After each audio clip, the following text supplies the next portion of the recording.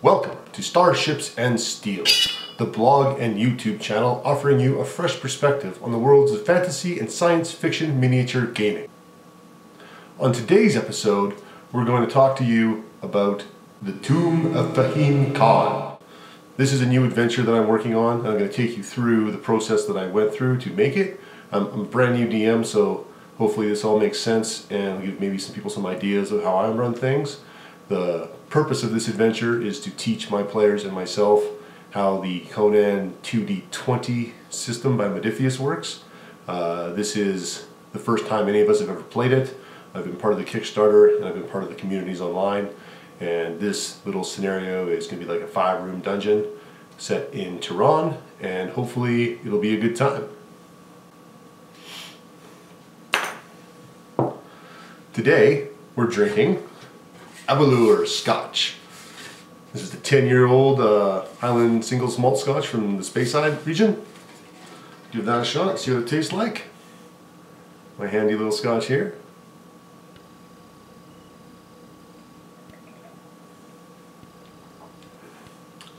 It's not too bad. A little bit smoky. Just a hint. Which is good because I don't like the smoke very much. Anyways, why don't we move on to Tehran. Let's get our stuff together and we'll become our little barbarian selves.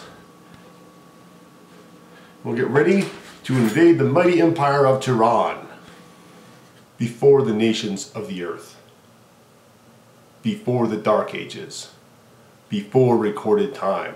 In time immemorial there was an age undreamed of.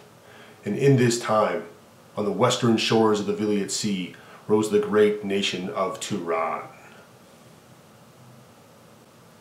The cities of Tehran, they spread across it like shining jewels. Sultanapur, Karaseum, Khorasan, and the greatest of all, Agrapur.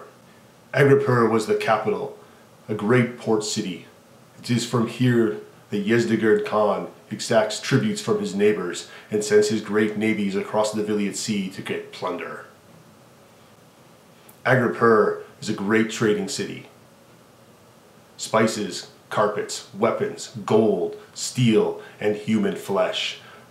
Like all of the Hyborian kingdoms, Tehran has a past. The place where it stands now was once not Tehran. This area was once terrorized by a powerful sorcerer who learned his ways from the great dark wizards of Stygia. He was known as Fehim Khan. His time has long passed, and his memory is mostly a legend. So that's going to be my setup for this adventure.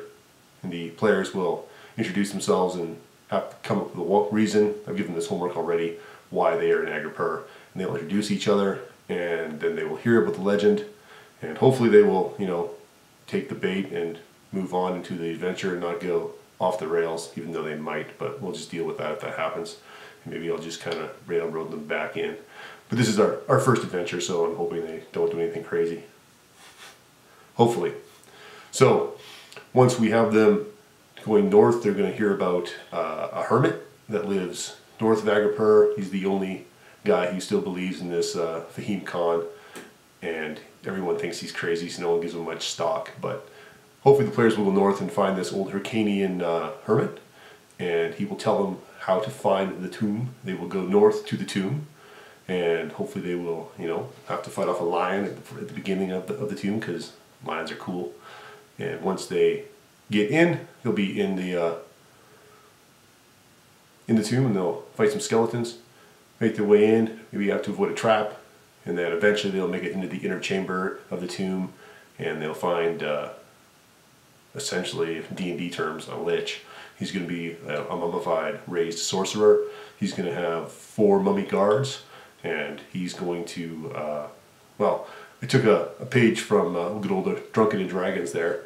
So I've got him, he's got his mummies. I'm going to roll d4, and that many rounds goes by, he's going to be able to raise 1d4 of the dead guy. So that'll be my timer and my threat. And there's nothing in this room, so there's no treat in this room, but if they use their skills, they'll find a secret door once they defeat the Fehim Khan and his mummies, And in there will be treasure, gold, jewels, organs. Yeah, this isn't Egyptian, or Stygian rather, but this guy learned from the Stygians, so when he died, he was buried in such a way that the Stygians would recognize it. My tomb is based pretty loosely on the tomb of Tutankhamun, and we'll go through that momentarily. Alright, let's see what I did. Okay, so this is my gaming layout that I have. It's 90% ready to go for tomorrow. Let's just go over some of the things I have here to give you guys some idea of the prep that I've done for this. I don't expect them to be in the city very long, but it's possible that they might be. So I've just written up this quick handy chart called Flavors of Tehran, which is basically just some information on Agripur. So it's going to have like NPC names on it, some basic soldier stats, merchant stats, regular citizens as well. And that's just described as these guys are a bit stronger, so give them +1 on their appropriate stats or +1 on their appropriate attack stats over a regular human. It's got some basic foods that you might find in that area, and then some building descriptions. This is all based off of medieval civilizations that were from that area just west of the Caspian Sea. So Turkic people, not exactly Turkey itself, but Turkic people. So that's the first thing I have. Here I have a little note card that has stats for an average human. And then I've got some extra little cards here that I made up. And they're just stats for various weapons. Shield, that kind of thing. So if I want to use a NPC on the fly, I can just be like, that guy's a broadsword with a shield, and I'll have all of his stats ready to go. Make it nice and easy on the fly. That's a pretty cool little thing. I got some extra blank note cards so I can record anything that I need to. Probably grab some more. I don't have many here right now. Box of story cubes just in case. I'm sure most of you are familiar with these. If you're not, there's 9 dice. They have various pictures on them, and you just roll them to get some ideas. In case you get stumped, you need some ideas right away. Pretty handy little thing. Dice. Conan uses D20s. Lots of D20s. And some D6s. That's pretty much it. But it's good to have other things, just in case you need to randomate some stuff. I've got a little dice tray here. I'm going to use this to store my Doom points. And the Doom mechanic is basically karma for the players, I guess. Best description for it. So if I have Doom points, I can throw them in there so I can keep track of it. Pretty easy. The little red tokens, I'm going to use them for keeping track of like life. Monsters might have five life points kind of thing, so I can just put a card down, right, skeleton on here, like that. And then when the players hit him, I can be like 1, 2, 3, 4, 5, it's dead, whatever. Nice easy way to keep track of it without having to erase and rewrite and that kind of stuff. I got these. They're just cheap dollar store pirate coins. I don't have really use for them back here, but the players are going to use them for fortune tokens. Players start with typically 3 or so, and they can spend them to make things happen successfully. And then they get them back based on the start of a new session or if they've done really good, cool things in the game. I got some doors for terrain here, little miniature doors from the Conan board game.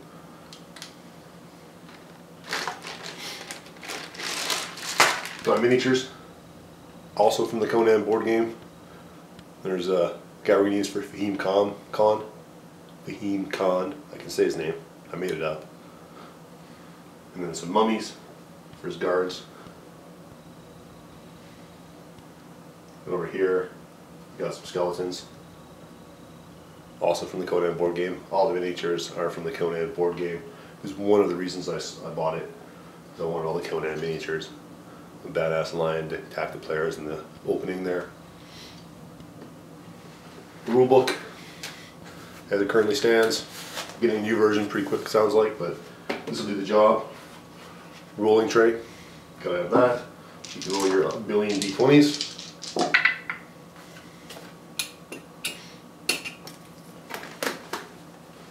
There. Pencil. I have a lot of pencils. I just went to the dollar store and bought a bunch of crappy pencils. Never have enough of those. I've got my terrain here. So this is all that I need for this adventure. Stacked up here so I can clear it out nice and easy. Got some corridors. They're pretty cool. Got some monster cards. Just the basic stats for the Conan monsters for them I'm going to use. So I can find them nice and easy. Still got to make the lion one though, but the other ones are all good. And then I've got the dungeon, which I'll take off and show you guys.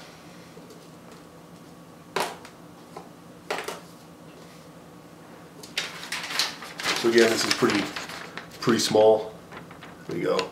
My notes on it, where the rooms are, a couple roll tables, just in case, you know, when they break into some rooms that have crates and things, that I can be like, maybe D6, oh D8.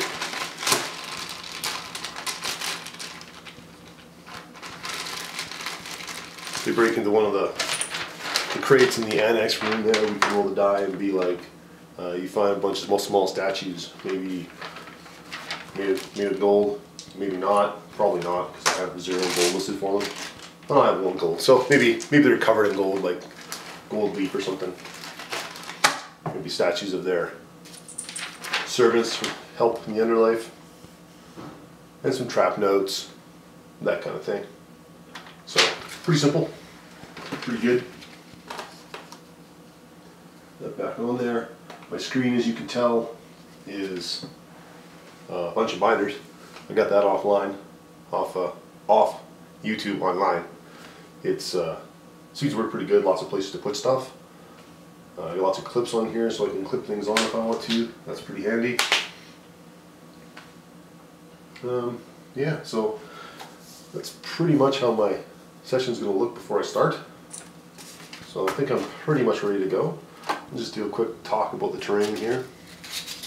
I'm going to do a series of short videos on, well, short-ish videos I guess, on building the terrain in this adventure. I'm only going to do stuff that I either did myself or, well, that's the wrong way to say it. If I directly took someone's idea, i.e. these rocks, from DM Scotty, I'm not going to show you how to make those because, well, he already did, so nothing new there. I'll show you how I built a little temple, tomb entrance rather.